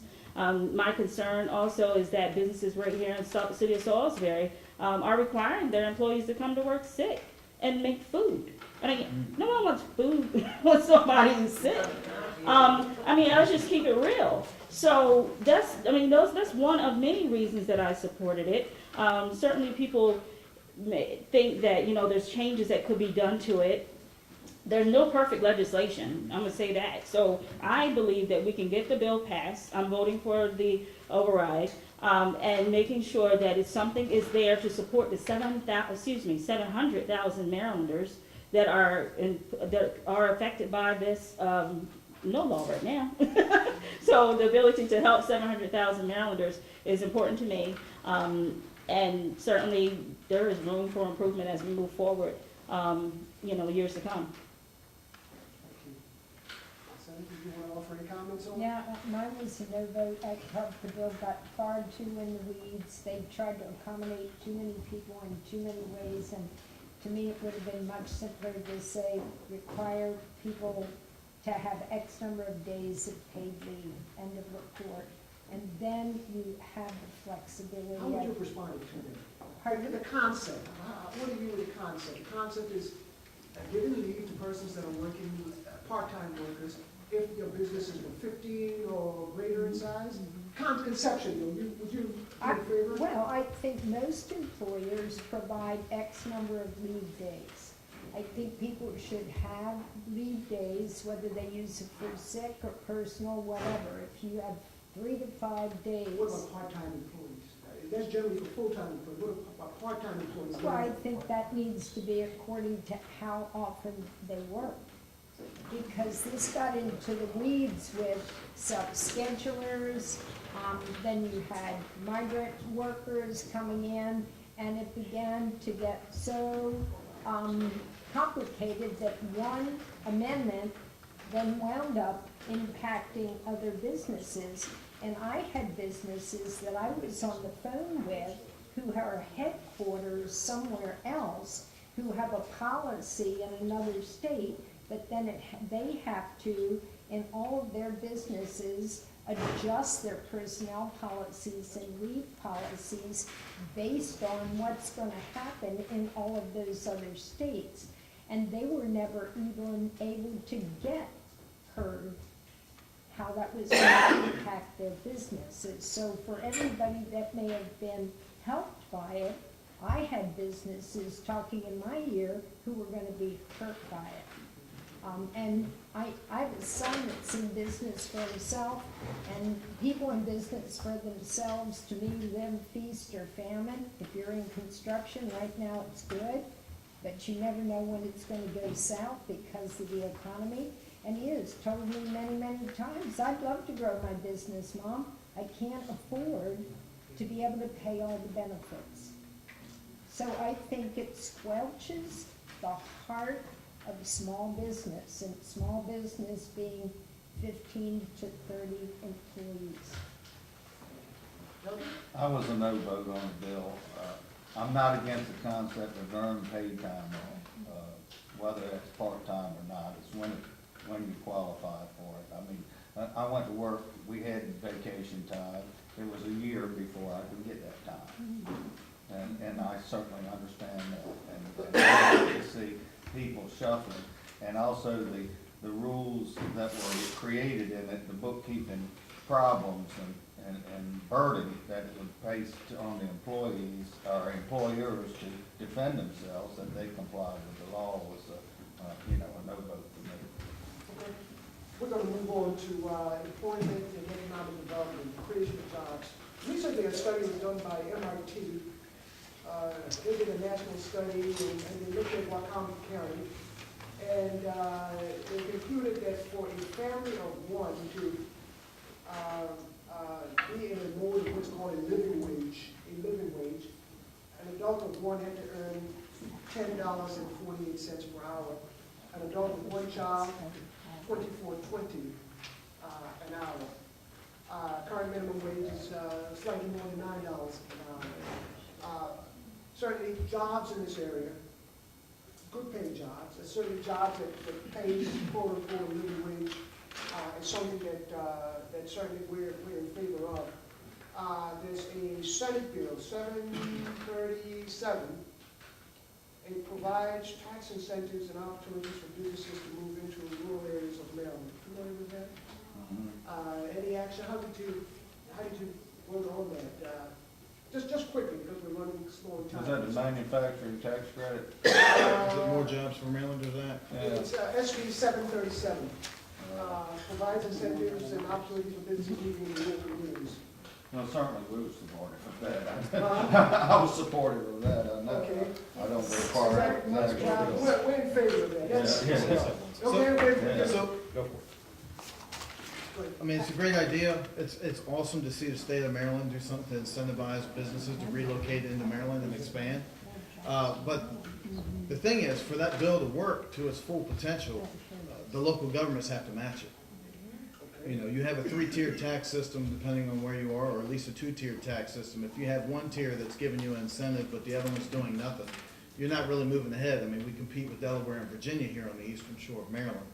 And, it is much more favorable for somebody to open a business in Delaware versus Maryland. I learned that firsthand when I was the mayor in Delmar. When you leave out of Salisbury and you head towards Delmar, you know you're in Delaware because that's where everything starts. Because it's just much easier. So we have to compete, and the best way for us to do that is to piggyback on top of this piece of legislation to give us a fighting So everybody chance. pretty much agrees. Absolutely. Okay. And I had a question here that we just got the answer. I'll ask the question. Many children are leaving as adults in order to find good jobs and opportunities. What are you doing to bring good jobs here that will attract positive development and opportunities to these There issues? you go. That's the question of the day, isn't it? Well, we did get our first biotech, Oh, biotech company, and Yeah. they've already, just since they've announced that they're in business and they're working very closely with UMES to use their wet lab. Their first employee that they hired was from UMES, and it's really very exciting, and that was all about a tax credit, because we need a diversified economic profile to be able to capture a variety of folks, because we have a lot of jobs right now, and we don't have folks in the workforce. So we have a job shortage, but we have a lot of jobs we have a workforce shortage, whether it's our health, or whether it's manufacturing, whether it's construction, even environmental people for our health departments, we're gonna run short on. Just the tag team from the senator. Our next session, House Bill 2, is going to speak to the economic equality. That in particular is trying to ensure that minorities are in the realm of being a part of the medical marijuana industry, which was left out and did not occur during the session. And so House Bill 2 is the bill that's going to speak to that. Too far or too often, minorities are left out of big industries, big organizations that come to the state, and medical marijuana in particular is one that we've been fighting for. It's one of the Legislative Black Caucus many members that desire to ensure that minorities have an equal footing. Unfortunately, the timing has put it as such where minorities are behind the eight ball right now. And so that's an economic equality issue, and that is something that we're going to be tackling House Bill 2 next January. But that also raises a health issue. You know, when we talk about medical marijuana, we need to talk about our kids, and marijuana is bad for kids. And we need to make sure that message goes out when we mention medical marijuana. The idea that possession of marijuana is not a problem, it's not a criminal offense, it's a civil offense, and that we're using it for medicine has translated to kids that it's not bad for you, and it's not that bad to have or do. And I think, just for the record, I hope we can keep that message to our youth, that as their minds develop, that marijuana is not helpful to them. If I may, I might add, I was proud of our delegation, all signed off on a letter going to the Navy, looking for them to place an unmanned vehicle, drones better known as, at Wallace. We lost out to Florida, unfortunately, but we also had the governor of Maryland and the governor of Virginia and the governor of Delaware all signed on to it, and the impact that would have of high-paying, high-quality jobs for our area. Before we go on, you heard that Delegate Sanford Hughes mentioned about HB2, economic policy. Would she be able to get any support from any of the Eastern Shore delegation? Who's the delegate? Sure. I haven't seen the bill, but I'll take a look at it. Who sponsored the bill, such a question? It was Clippinger, Delegate Clippinger. Yeah, the bill, I think, I haven't seen the bill she's talking about, but I would say Oh, from I'm any. sorry. you- Delegate Glenn, Baltimore City. Cheryl Glenn, Sorry, yeah. I'm still. So under that's our, tech. that's a delegate in our committee I have a tremendous respect for, and I can tell you that this was very frustrating for her because I was able to spend time with her in committee, not just on the House floor. And I'm compassionate for the problem that was created, that we're trying to solve. I would, without reading the bill, I would be offering conditional support for what my friend in Baltimore City is trying to achieve there. Yeah. I would consider it if it's not consideration for expansion of the permit, you know, if it's Yeah, I something think it's within the realm that's already been authorized, but they got my vote once to authorize medical marijuana, and I don't think it's been handled appropriately, to be quite honest, all the way around, and I have my reservations about it now. Yeah. Let's quickly move on to housing, okay? Housing. House Bill 759. In short, it makes it illegal to deny housing to anyone with income other than employment income. Say that again. You support that? Say that again. It sounds kind of funny. It's House Bill 759. It makes it illegal to deny housing to anyone with income other than employment income. Income could be Yeah. social service. I've heard this bill for 6 years. And it's a mandatory Section 8 housing vouchers that the landlords would have to accept. And there's plenty of reasons for people not to accept those hoops that the federal government and the state government require them to go through. And the cost and the return when they transfer over, that I would not be in favor and not in favor of requiring that. Okay, let's go to the issue here, okay, I got you. The issue and the overriding issue is affordable housing. Sure. Mhm. Yeah, that's, I'm with that. Yeah, we all agree Just, with that. yeah, let's make, I guess we all, we can, Well, we- let's just make All it, right, all right. We- let's, I own rental property, and I support the idea and premise of affordable housing. All right, so without affordable housing, it's market rent based, and being able to be able to offer that house for a rent that people can be able to afford in this area, that's critical to my ability to run a business, right? Just one comment, and that is that regulations that add to my cost, I have to pass along to my tenants. I don't make a lot. It's not a money-making proposition as a rule. I've got enough of these to be able to have a good cash flow. If I only have 4 or 5, I can tell you if they force me to accept Section 8 vouchers with this 4 or 5, these are very difficult conditions you have to meet to offer homes in that situation. There's also regulatory inspections that get to some real challenges.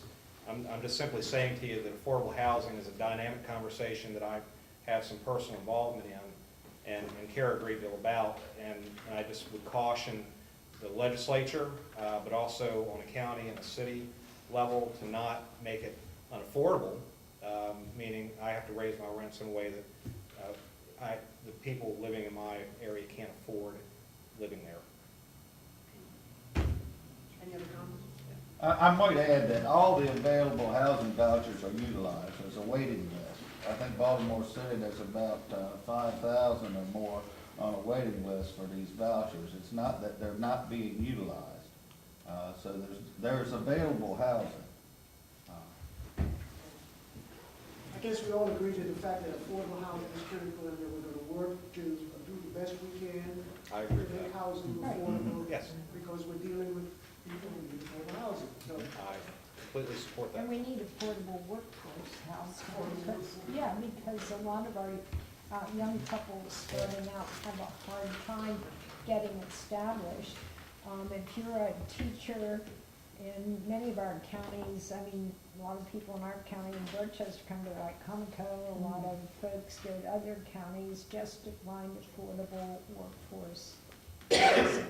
So, and one of the things that I've been working on has to do with expediting the tax sale process and being able to get properties that would be blighted back into homeownership as quickly as possible. And I have to tell you that the Secretary of Housing and Community Development has been just a champion in trying to work with communities. I know we're gonna get an infusion of funds to be able to do that over in Cambridge. And we're looking, and that may become a model for other of our cities where there's heavy poverty, to be able to provide those kinds of incentives. And just to add, affordable housing, certainly I'm in support of it. I just want us to also keep in the forefront of our minds in our county that we've been very blessed for a lot of progress that's been made. Blue Street townhouses, I mean, they're beautiful, and that was a fight that we've been fighting for a long time. And so I just gotta recognize that that's happening. The project that's located off of Lake Street at the Village of Hope, you're seeing the expansion there for families. But that's not to say that there isn't an issue here with affordable housing, because there truly is. I was in a meeting yesterday in Dorchester County, and the program in particular, which covers 7 counties, talks about trying to get housing for persons with HIV/AIDS. And the concern was that there isn't enough housing that's affordable. 1 bedrooms is what they're really looking for, and one of the areas that's really, really lacking affordable housing is Somerset County. And so to that end, we still need to do what we can do as far as tax credits, as far as partnerships with nonprofits, because those things are essential and they're very important. And we have the housing project right here on Fitzwater Street. That's flourished, that's making a difference in the community. But we also gotta make sure that once these projects are up and the housing is available, that the management there are treating people with respect, treating people with the fact that some, may not have all the income in the world, but they still need to be treated with respect, even though it is affordable and it's a lower income, so to speak, housing. So certainly I'm in support of it, but we also don't want to just say, build the buildings and walk away. We've got to stay there to see it through. absolutely. And there was one of those new programs that I visited where they had a common area, so they had exercise equipment and they had a little kitchen. And the manager, I guess, who was working with families, the families even had created their own food stock pantry where they could come and get something rather than going out to the store if they needed salt or flour or some staples. And they, on their own, replaced what they took and used. they had a library. I was very impressed with that whole concept of community that's being imposed in a lot of the refurbished housing areas. So congratulations. I'll be very, very quick. I just say that this discussion we're having right now, that perhaps echoes right back to education and disparity. You know, housing. What's your housing like? You know, Yeah, so- well, one of the things I was gonna say, and I will say, is that much of what we're talking about is intertwined. We deal with issues of education, then we deal with jobs, then we deal with crime, et cetera, et cetera. I want to say something, you, thank you very much for putting things into perspective. Yes, progress has been made, thank you very much. We still need to make more, and we need to make certain what has been established, that the management and the supervision that needs to be in place is in place. So thank you for putting that into perspective. I might add the mandates that we put on construction and add to the cost of construction is an important thing. I think Delegate Hughes has been working on the requirement for single-family dwellings to have fire sprinklers that can add anywhere from $8,000 to $10,000 or whatever to the cost of construction. That's an important factor, as well as in the rural areas, most of us are on septic systems. The governor rolling back those requirements for the best available technology that added another $10,000 or $12,000 to the cost of it. I mean, that all impacts the cost of housing. Our last topic, the last subject matter is going to be crime. A few years ago, I'd say maybe, I don't know, 7, 8 years ago, I read this report, national report, that said Salisbury was the number 2 on the list of high crime areas with a population of 5,000 or more. I went back, I looked at that same study, I see it's going down. I looked at it maybe a couple of years ago, slightly around 10, 11, 12, so forth. Crime in this area, crime in the county is still, it's a challenge. And as was mentioned, a lot of this stuff that we're talking about ties in with jobs, it will have an impact positively on crime. What are we doing in Annapolis? Any legislation, things that you're working on that will have reduce the crime that's existing in this area? I realize that everything that you're working on, I realize that. But anything specifically, I do realize everything that we've talked about, if they come to fruition, will have an impact, a favorable impact on reducing crime. But anything specific you can think about? Well, I'm in my interaction with prosecutors, police, and the judiciary, I'm told that over 80% of their workload, if we didn't have a drug crisis, that there would be a need for a lot less activity. And the courts are clogged with drugs right now, and it's a huge crisis. And I think a lot of criminal law scholars would link that to a lot of other crime throughout the community. And I think the governor and the lieutenant governor have taken the lead in the nation on bringing out the opioid epidemic, declaring a state of crisis, sending more money to counties throughout the state so the counties can use the money the way they found them to be the most effective. I think that's a great first step, but it's an old problem. It's not a simple solution, but each county has responded differently, and I think taking that lead and focusing on the drug crisis is going to have a big impact on crime. Unfortunately, it doesn't happen quickly, and also with the crisis that we're dealing with. You know, last year, more people in America died of a drug overdose than we lost in the entire Vietnam conflict. It's unbelievable. In Maryland last year, you were 4 times more likely to die of a drug overdose than you were of an automobile accident. That flips fatality statistics completely upside down.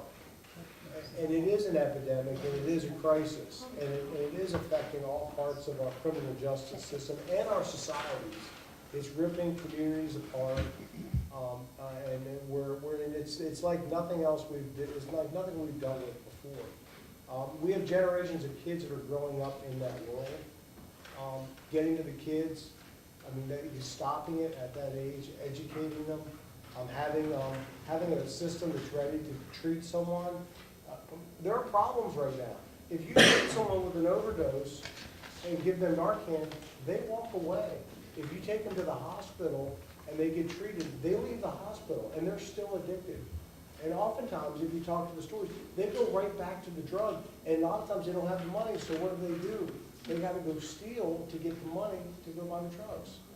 I've taken way too much time, but that's. Any other? Yeah, Anything? I think, you know, the bill we passed this year, you know, with everything that my colleague has spoke about, putting people to work.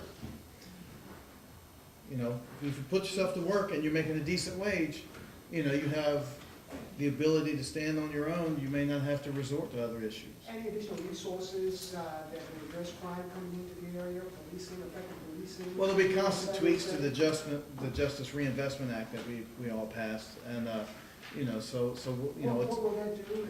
So, well, I mean, every year there's little tweaks that will be made to this act that was passed, and you know, community policing. You know, we're seeing a lot of things. Really, I think Salisbury's done a great job of trying to get in front of things, and you know, it's interesting to see how, in my opinion, the city's turned around and the county's following suit. So, you know, I think locally, you know, we're doing really well considering, you know, where we could be and where other areas are across the state. Go ahead. We'll go down Just there. real briefly, I'm not on judiciary, but I want to talk about it from the health perspective.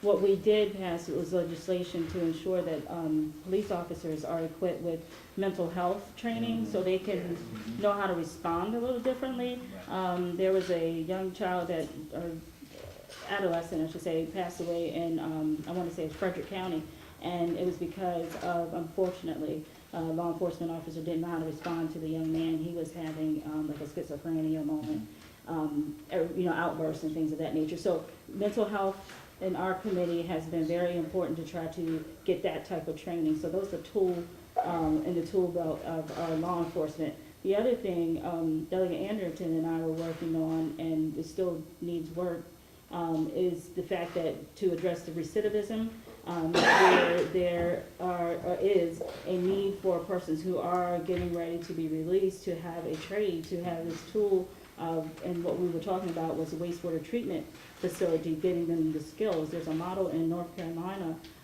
that has taken off and done extremely well. So there's a citizen that resides in Delmar that we've been working with for a couple of years, but it takes time, but we're trying to get that partnership with the Department of Environment. Yep. And trying to make all those pieces come together. So there's multiple ways to attack and address issues. They take time, but they also certainly take financial resources to do it. But we want to deal with recidivism, but we also want to assist law enforcement who are interacting on a day-to-day basis and understand that people do have a lot of mental health concerns. That whole transition period from prison into regular life, that's a critical area. That's a critical area that needs an awful lot of support and resources. So that the person's coming back into the community can have jobs, they have the skills to get jobs, have housing, and other accommodations to live a decent life and not go back in. Absolutely. We don't want it to be more pleasant in prison than it is coming. I was just gonna add to that because I was concerned, we've been working to make sure we have adequate inpatient treatment. So Eastern Shore Hospital Center will be opening an additional 24 to 26 beds as soon as they can hire the staff and get all the construction done. That's a good thing. We've gotten additional beds for drug treatment. We don't have nearly enough. What I've been working on, Adventist is a facility in Cambridge that had a residential treatment center, a school, and acute child psych services.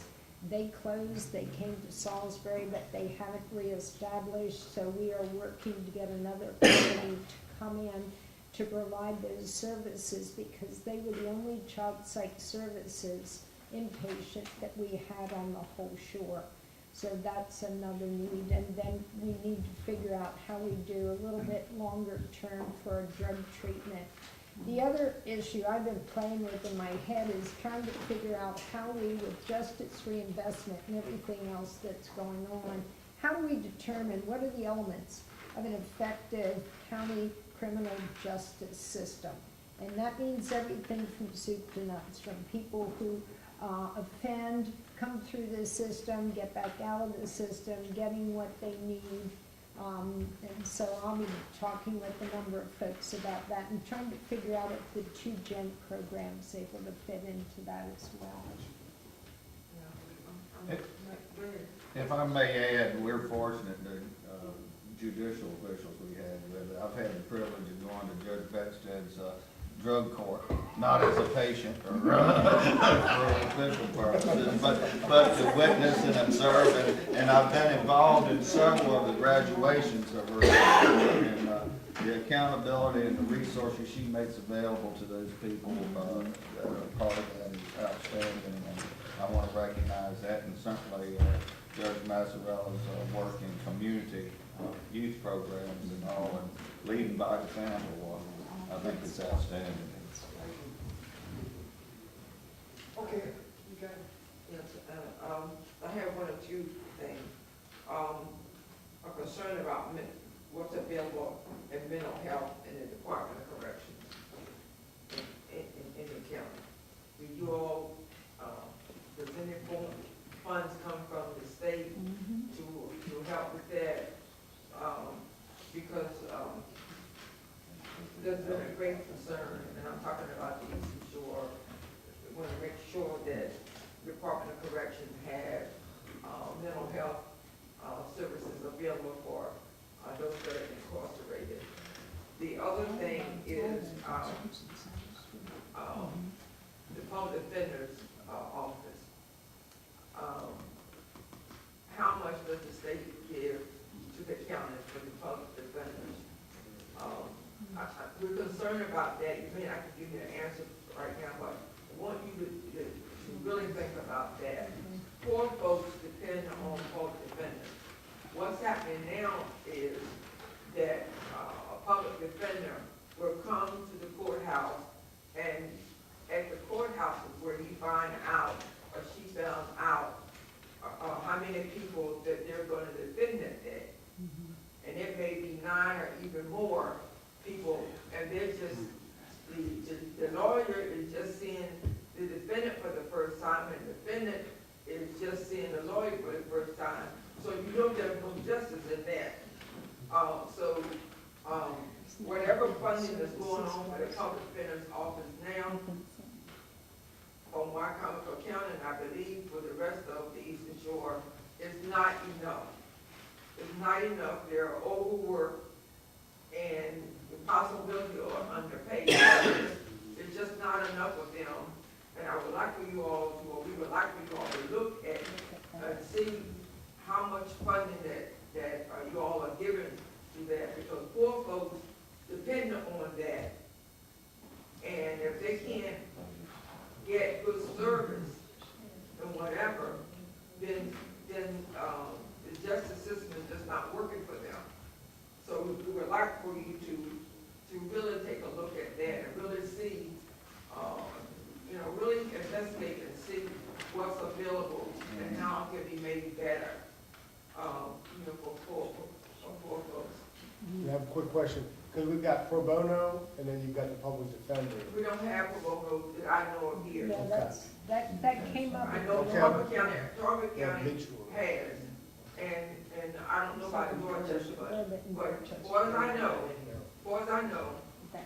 not in Wicomico County. If Wicomico County doesn't have it, I doubt very seriously if Somerset County has it. And I'll give you an issue that I thought you were gonna bring up, but you didn't, and it's not a state issue, but for immigration enforcement, if you need an immigration attorney, you're going to Baltimore. And if you're on the Eastern Shore and you have an immigration issue, good luck getting to Baltimore to find an attorney. That's right. And I think that's a federal issue, but there ought to be some resource here for immigration enforcement. It's in the best interest in the administration of justice, just for the organization. I think probably a majority of those cases are simple, you've overstayed your visa, and it's a matter of time and processing in order. But if you were here, at least the people that I have who are here, who have had immigration problems, in order to get them counsel, is they're gonna have to find a way to get to Baltimore, and that's not easy to do. And so I think that's something that I think you should consider embracing as a policy, is finding some sort of federal, I think, Resources, a federal immigration resource on the shore Yeah. for those people. The other thing, there's a question from the audience. Would you vote to remove the money bail system? What? Would you vote to remove the money bail system? We're I referring to think there bail was- reform. Oh, the bail Right. bond Right, we reform. had that last year, or I keep saying last year, this session. Yeah, it was a very controversial issue. We ended up allowing the court system, the rule that was put in place, to see how that worked, see how it's working, and we're supposed to get a report, I wanna say in December, to learn what the outcome has been it been positive, what has been the challenges. And to answer your question about the public defender, I think that's going to shape that discussion as well, is because what data we'll receive will show that the caseload is extremely high and that monies are going to need to be put into the counties to support them. So from that end, I think that's going to shape that discussion and that need. So I want to certainly wait and see that report, because we did vote to allow the rule to take place. It was effective, I think, July 1st. Is that right, Judge Massarello? Yeah, the bail reform that we were working on, but anyway, the rule was taken into effect, and so at this juncture, that's what we're working under in the state. And then the last part about the mental health and the corrections, certainly there isn't enough because the need is so great. A lot of our Department of Corrections wardens were and have been fighting to ensure that they are getting the resources that they need. They have not had the resources for a long time, and they're housing persons who really should be in a mental health facility versus in the incarcerated system. And they have been concerned about the fact that they could be charged personally, not just, professionally affecting a job, but personally, and sued because individuals are not being treated. And this has happened in the parts of the nation. So this is something, we'll continue to work on and get more into it. But we'll see some movement, hopefully. All right. We've covered all our topics. We're going to bring this to closure.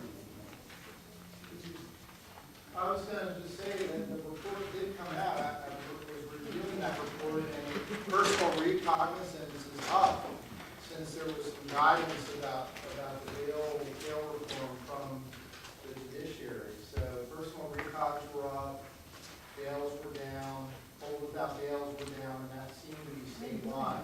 But that's my recollection of the report that was last published. I know I had it in my hands a couple days ago. So it just recently came out. Okay. We have covered the topics that we said we would. Hopefully, we got something out of this. I certainly did. Thank you very much for being here. Thank you. Thank you for being here.